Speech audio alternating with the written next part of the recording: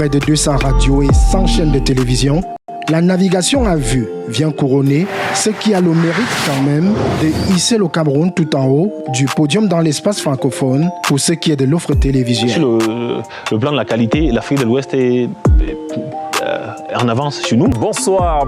Il faut absolument remonter la pente. Et pour cela, il faut premièrement une intervention de l'État. Vous ne pouvez pas avoir des entreprises qui ne payent pas les impôts, qui ne payent pas leurs employés, qui ne les affilient pas à la sécurité sociale, mais qui continuent d'exister. Sur 60 radios, je suis sûr que vous n'aurez pas 5 qui payent un salaire de 100 000 francs. Il faut que le gouvernement crée un véritable cadre de concertation entre les patrons de presse, les syndicalistes. Il ne faut pas déconnecter le problème de la fragilité des entreprises de presse du restant, de la fragilité du reste des corps sociaux.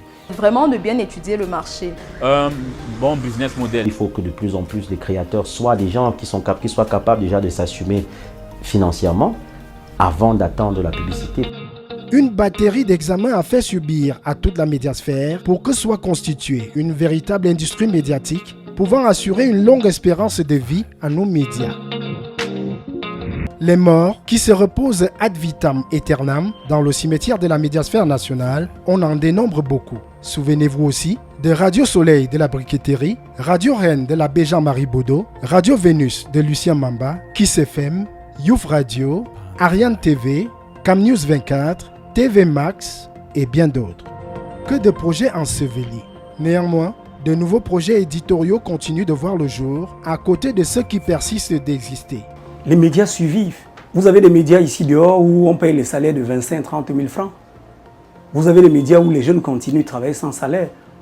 Regardez les filières de journalisme. Nous avons 3-4 étudiants. Les gens ne croient plus au journalisme dans ce pays.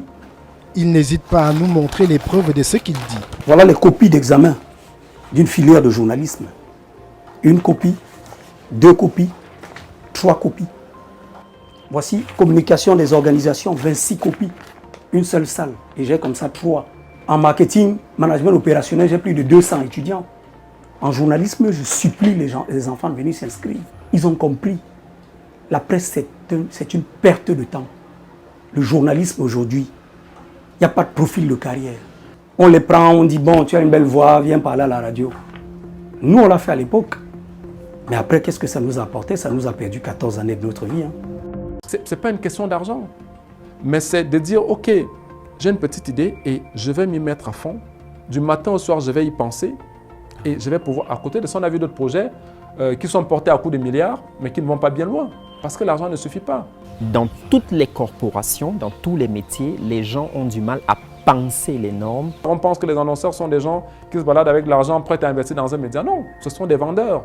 Ils ont besoin d'être convaincus. Si l'annonceur il est convaincu, effectivement que, comme la publicité digitale, en mettant X francs ici, je vais toucher tel nombre de personnes et qu'il est dans un marché organisé. Parce qu'il peut être convaincu, il ne te le donne pas parce qu'il te dit, ok, bon, si tu ne prends pas, je donne à X, Y, il prendra 2 fois moins que toi. Pourquoi y a-t-il autant de personnes qui ont des projets similaires? Tout le monde veut faire la télévision généraliste. Alors que peut-être que ces personnes-là devraient pouvoir avoir l'humilité de se dire, ok, on fusionne pour avoir un grand projet. C'est une volonté politique qui a fait le choix de ne pas avoir des médias très forts.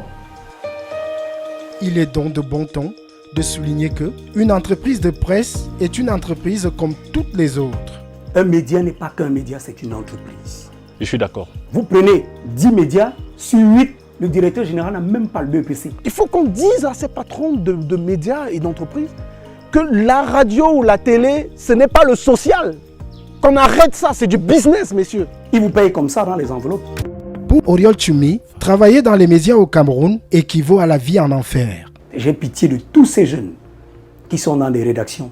Tous.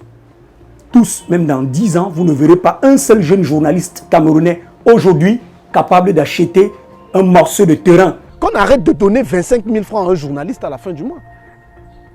Un journaliste qui a 25 000 francs, c'est lui qui devient le racketteur là. Désolé, je vois souvent des collègues, des confrères sur le terrain. Pour 1000 francs, ils sont capables de vendre leur mère au diable. On a couvert des événements où à 2 h du matin, on vient vous donner 1000 francs pour votre taxi. Mais à l'époque, vous avez tellement faim que ces 1000 francs-là, vous voyez ça comme 1 million. À la limite, vous êtes obligé de prendre. La mauvaise gestion. C'est un problème de management. C'est ça le vrai problème des médias. Management.